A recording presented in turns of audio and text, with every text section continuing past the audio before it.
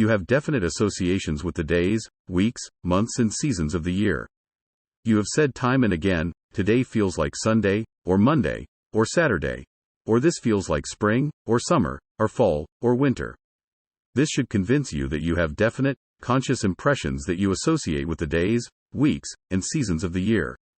Then because of these associations you can select any desirable time, and by recalling the conscious impression associated with such time, you can make a subjective reality of that time now. Do the same with space. If the room in which you are seated is not the room in which the thing desired would be naturally placed or realized, feel yourself seated in the room or place where it would be natural. Consciously fix this time-space impression before you start the act of sensing and feeling the nearness, the reality, and the possession of the thing desired.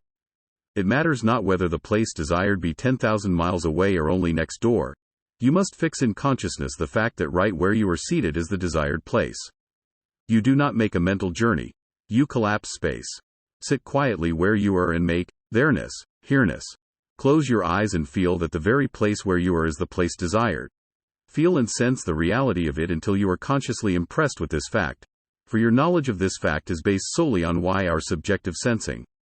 Third, in the absence of Esau, the problem, and with the natural time-space established, you invite Jacob, the solution, to come and fill this space, to come and supplant his brother. In your imagination see the thing desired.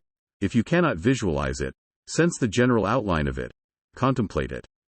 Then mentally draw it close to you. Come close, my son, that I may feel you. Feel the nearness of it. Feel it to be in your immediate presence. Feel the reality and solidity of it. Feel it and see it naturally placed in the room in which you are seated. Feel the thrill of actual accomplishment, and the joy of possession. Now open your eyes. This brings you back to the objective world, the rough or sensibly felt world. Your hairy son Esau has returned from the hunt and by his very presence tells you that you have been betrayed by your smooth-skinned son Jacob, the subjective, psychologically felt. But, like Isaac, whose confidence was based upon the knowledge of this changeless law, you too will say, I have made him thy Lord and all his brethren have I given to him for servants. That is, even though your problems appears fixed and real, you have felt the subjective, psychological state to be real to the point of receiving the thrill of that reality. You have experienced the secret of creation for you have felt the reality of the subjective.